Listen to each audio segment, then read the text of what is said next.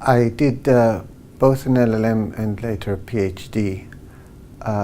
It was a great experience. The teachers are extremely knowledgeable, the students are keen, and I was a bit of both, and I learned a lot.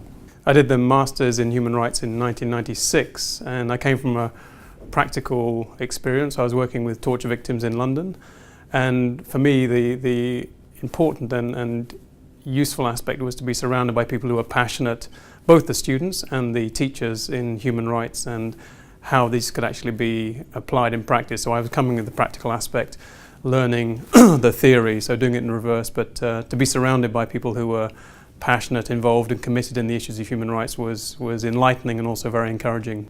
I went back for my LLM and did some more human rights work in Israel, which is where I lived at the time. I worked at the occupied Palestinian territories, and I had done a course on ILAC, International Law of Armed Conflict.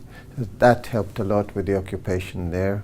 I was fortunate enough to, in the Masters, to do the International Law of Armed Conflict, and that was the first time I'd heard of the International Committee of the Red Cross, and I went almost straight from finishing the Masters to working for the International Committee of the Red Cross, working on monitoring the treatment and conditions of prisoners around the world. I then came back and did my PhD, and towards the end of it I applied for a job at Amnesty International, and I received that.